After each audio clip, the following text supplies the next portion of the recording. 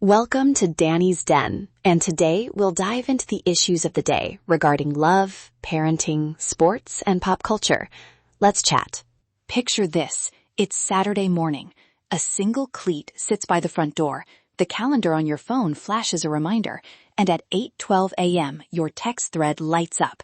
10 messages in 15 minutes. Half are caps. One has a crying emoji. One parent needs a shift covered. The other booked a trip.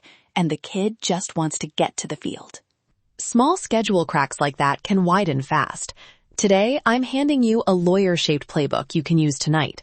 How to tell when a tweak is enough, when you need a temporary written agreement, sample messages you can send, and a quick checklist to protect routines. Eagles Sundays, piano practice, whatever anchors your child. Quick baseline.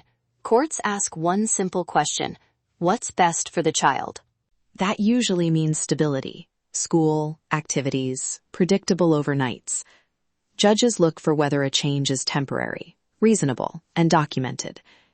If a swap is short and agreed in writing, it rarely becomes a legal fight. If it repeats or lasts months, treat it like a formal modification.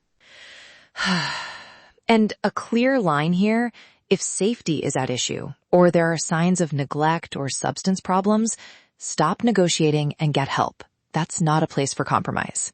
Okay, templates you can use, word for word. I'll say them like a text so you can copy exactly. I can cover this Saturday so you can make your shift. I'll make up your parenting time next weekend, Saturday, 9 a.m. to 3 p.m. If that doesn't work, propose a specific alternate date. Nice. One-line messages like that cut the drama. For an overnight makeup, I'll add one makeup overnight to be taken within 30 days if you keep the holiday this year. We'll confirm the date by text. Again, specific window, limited promise. Need a temporary clause you could file or hand off? Try, parents agree that from April 15th, 2026 to May 15th, 2026, Parent A will have alternate weekends and Parent B will maintain weekdays. Makeup overnights missed during this period will be scheduled within 60 days by mutual agreement. Short, dated, measurable. Courts like measurable. Record keeping is your friend. Save the texts, screenshots if needed. Save calendar entries and keep a note of costs tied to changes. Follow any oral agreement with one short confirming message. Confirming, you have Saturday 9 a.m. to 3 p.m. I will schedule a makeup overnight by April 22nd, 2026.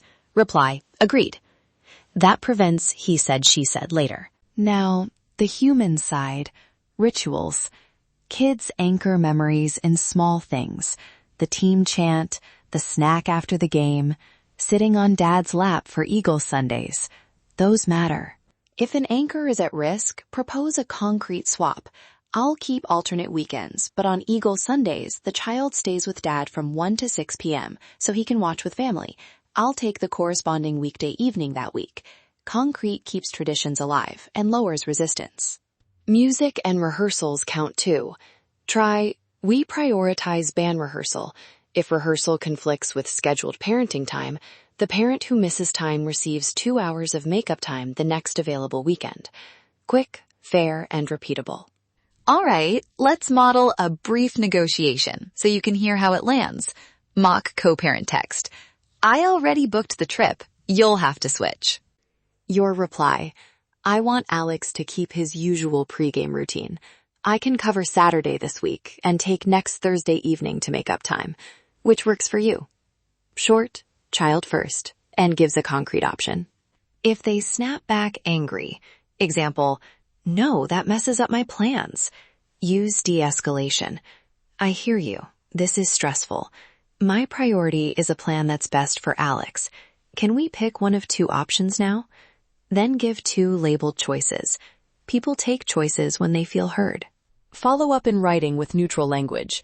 Confirming our agreement. You have Saturday 9 a.m. to 3 p.m. with Alex. I will schedule the makeup overnight by April 22nd, 2026. If plans change, we'll notify each other at least 48 hours in advance. Reply, agreed. One-word replies make future-proofing cleaner. When should you escalate? Red flags are repeated refusal to follow written agreements, safety concerns, one parent blocking access, or a pattern that hurts the child's stability. If you've documented attempts to resolve and cooperation fails, mediation is a smart next step. If mediation doesn't work, show your timeline to counsel before filing in court. If you do end up in court, keep your presentation clean. Timeline first, dates, times, copies of messages, calendars, and any witnesses, like coaches or teachers, who can speak to the child's needs. Judges want facts, not emotion. Stick to measurable effects on the child's routine. Quick recap: the 3-step checklist you can run tonight. 1. Decide. Is it short-term, under 30 days, or a long-term shift? 2. Propose. Send a 1-paragraph specific plan with dates and a makeup option. 3. Document. Get agreed in writing. Screenshot it and add it to your calendar. If you hit a red flag, involve mediation or counsel before acting alone. A few quick habits that actually help: use full dates. Say April 15th, 2026. Spell out times as 9 a.m. or 1 to 6 p.m. and always offer exact alternatives rather than "we'll figure it out." Those tiny edits stop so much back and forth. Remember, these are general tips, not tailored legal advice. Local court rules vary. If your matter includes safety issues, repeated non-compliance, or a proposed relocation, consult a local family attorney or mediator to walk through specifics. Thanks for spending this time with me. To help you reset after a tough chat, my pick this week is a mellow R&B track that always helps me breathe and recalibrate. Cue you up after a hard conversation. If this episode helped, hit subscribe so you don't miss next week's mix of law, love, sports, and pop culture. Let's chat.